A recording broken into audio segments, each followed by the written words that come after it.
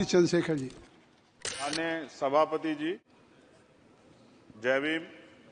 महामहिम राष्ट्रपति जी के अभिभाषण पर धन्यवाद प्रस्ताव पर बोलने को आपने मुझे अवसर दिया, इसके लिए मैं आपका आभारी हूं।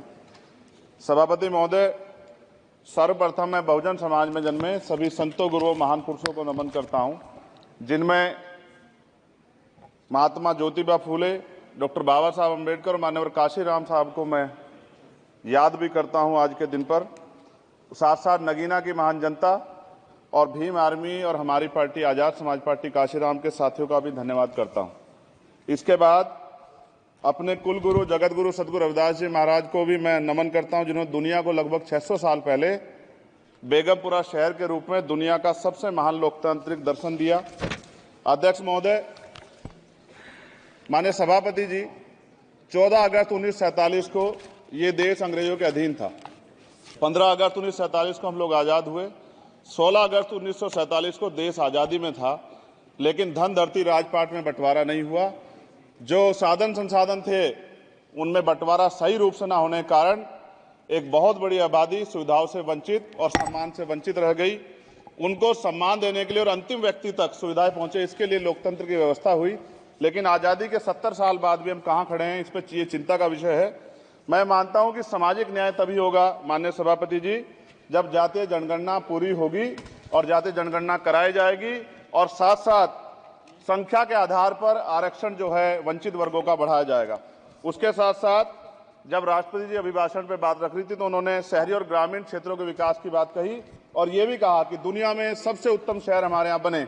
लेकिन माननीय सभापति जी, 70% आबादी तो गांव में निवास करती है, तो गांव की आबादी के बारे में भी सोचना होगा कि उनका जीवन कैसे बदले। माननीय सभापति जी, उच्च शैक्षणिक संस्थानों में बहुजन समाज के जो छात्र हैं उनके साथ कास्ट एट्रोसिटी हो रही है, निरंतर उनकी हत्या हो रही है। साथ साथ जो सरकारी कर्मचारी हैं दफ्तरों में, उनके साथ भी जो SC ST OBC और मुस्लिम और अन्य धार्मिक अल्पसंख्यक, उनके साथ भी माननीय सभापति जी जातिगत और धार्मिक जो है शोषण किया जा रहा है। इसलिए मेरी मांग भी है कि पुरानी पेंशन को भी अध्यक्ष जी बहाल किया जाए। जो कर्मचारी देश की सेवा में लगे हैं उनका भी सम्मान होना चाहिए। साथ साथ सभापति जी, भाजपा ने चुनावी लाभ के लिए सबका साथ सबका विकास के नारे दिए, जो खोखले हैं, क्योंकि 10 साल में दलित, पिछड़े, आदिवासी, मुस्लिम और अन्य धार्मिक अल्पसंख्यक के जो अत्याचार हुए हैं वो किससे छिपे हुए नहीं हैं। ये गलत है, ये बंद होना चाहिए। सभापति महोदय जी, महामहिम राष्ट्रपति जी के अभिभाषण में निजी क्षेत्रों में SC ST OBC को रिजर्वेशन देने का कोई उल्लेख नहीं हुआ है, जो कि आज चर्चा का विषय, क्योंकि 98% प्राइवेट सेक्टर है, 2% सरकारी सेक्टर है, तो 98% प्राइवेट सेक्टर में भी हमारी हिस्सेदारी की बात होनी चाहिए। माननीय सभापति जी, आशा कार्यकर्ताओं, आंगनबाड़ी वर्करों, भोजन माताओं के वेतन वृद्धि पे भी कोई उल्लेख नहीं हुआ है, वो भी अभी नंगे, उन पर भी सोचना पड़ेगा। माननीय सभापति जी, जिस क्षेत्र से मैं चुन के आऊं नगीना से, वो बहुत पिछड़ा क्षेत्र है। उस क्षेत्र में कोई विशेष आर्थिक पैकेज नहीं दिया गया, रोजगार की सेवाएं नहीं है, नौजवान पलायन करता है। IIT, IIM, एम्स, केंद्रीय विद्यालय आदि शिक्षा में और चिकित्सा संस्थानों की स्थापना होनी चाहिए, जो कि नहीं है। और माननीय सभापति जी, मानसून सत्र आ गया है, मेरा क्षेत्र बाढ़ से बहुत प्रभावित है, इसलिए मैं आपसे आग्रह करूंगा कि वहां के लोगों को बाढ़ से निजात दिलाई जाए।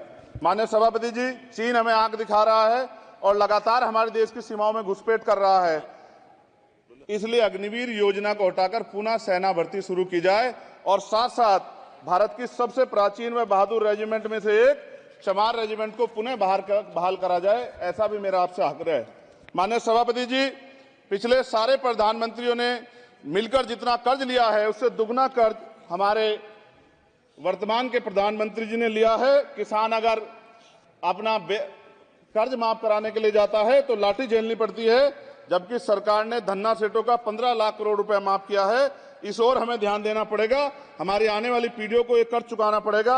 माननीय सभापति महोदय जी, किसानों को MSP की लीगल गारंटी तथा किसानों का कर्ज माफ होना चाहिए।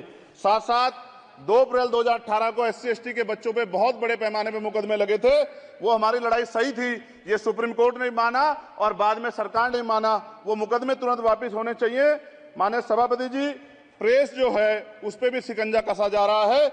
जो पत्रकार सरकार खिलाफ बोलता है नौकरी से हाथ धोना पड़ता है और सोशल मीडिया हमारा हथियार है, उस पर तरह तरह के प्रतिबंध लगाए जा रहे हैं और विरोध करने वालों को सोशल मीडिया हैंडल भी सस्पेंड करा दिए जा रहे हैं। साथ साथ सभापति जी, पेपर लीक और परीक्षाओं के कैंसिल होने से देश के नौजवानों का भविष्य खतरे में है। नीट, यूपी सिपाही भर्ती सभापति जी और 69,000 शिक्षक भर्ती में आरक्षण घोटाला हुआ है। कोई पूछने वाला नहीं, खून के आंसू रो रहे हैं बच्चे, बेरोजगारी का दंश युवा झेल रहे हैं। इसलिए मेरा आग्रह है कि युवाओं के लिए कृपया समाप्त करें। चंद्रशेखर, माननीय सभापति जी, मैं पहली बार बोल रहा हूं, आप कहेंगे मैं बैठ जाऊंगा, मैं आपकी बात, मैं संवैधानिक मर्यादा का पालन करूंगा, मगर हम तो माननीय सभापति जी सुन ही रहे हैं। आप बोलिए, 1 मिनट। धन्यवाद, एक मिनट और बोलिए। अध्यक्ष सभापति जी, नारी सम्मान की बात करने वाली सरकार, हमने मणिपुर देखा सर, हमने पहलवान बेटियों का हर्ष देखा सर, और हमने सर हाथरस की बेटी का हर्ष देखा सर, और हाथरस के परिवार को जो वादा किया था सरकार ने वो भी पूरा नहीं किया। और महिलाओं में भी, स्पेशली दलित, पिछड़े और मुस्लिम वर्ग की, आदिवासी वर्ग की महिलाओं के साथ आज भी एनसीआरबी का डाटा कहता है सर जो जुल्म हो रहा है वो सहनीय नहीं है सर। साथ साथ कोविड में तैरती, हमने कोविड में बहुत सुना सर, कोविड में तैरती लाशें भी गंगा में हमने देखी है सर, और मजदूरों का हाल भी हमने देखा है। सभापति जी, बस सब समाप्त कर रहा हूं। नोटबंदी पे छोटे मजले उद्योग की जो कमर टूटी वो भी हमने देखी है। सभापति जी, शैक्षणिक संस्थानों, विश्वविद्यालयों में, चिकित्सा संस्थानों में ओबीसी एसटी के योग्य अभ्यर्थी को एनएफएस करके जिस तरह निकाला जा रहा है, लेटरल एंट्री करके जिस तरह हमारे रास्ते बंद किए जा रहे, ये भी हम देख रहे हैं सभापति जी। साथ साथ मेरा ये कहना है सर, ये सबका इशू है कि प्राइवेट कर्मचारी सर और सरकारी भी कई जगह पे 8 से ज्यादा घंटों से काम करते हैं, और उनको जो सर उचित वेतन भी नहीं मिलता, तो न्यूनतम वेतन 20,000 रुपए तय हो और 24 घंटे की ड्यूटी। उदाहरण के तौर पे यूपी पुलिस सर बहुत पूरा काम करते हैं वो लोग, वो राज्य के विषय हैं। आप सर मैं आपके राज्य सरकार के लिए भी आपके संज्ञान में डाल रहा हूँ विषय सर, पुलिस सब जगह है सर, लेकिन सवाल ये है सर, बहुत पसीना बातें हैं, 8 घंटे की ड्यूटी और वेतन विसंगति, वोटर स्कीम से उनको जो बाहर किया जाए। माननीय सभापति जी, 1 मिनट चाहिए सभापति जी। राष्ट्रपति जी ने धर्म के बारे में बात की थी, राम मंदिर से पहले हमारे गुरुगढ़ तुगलकाबाद का फैसला आया था राष्ट्रपति जी, वो सभापति जी अभी तक दिल्ली में स्थित सदगुरु रविदास जी महाराज का गुरुगढ़ नहीं बना। साथ साथ सभापति जी, अपनी बात को खत्म करते हुए मैं आपसे कहना चाहता हूं कि जितना देश दूसरों का है सर, इतना हमारा भी है। हम मरने के लिए पैदा नहीं हुए, जो चाहता है हमारी हत्या कर देता है। मूछे रखने पे, घोड़ी पे बैठने पे, मटकी छूने पे हमारी हत्या हो रही है। क्या बदला है सर 70 साल बाद भी?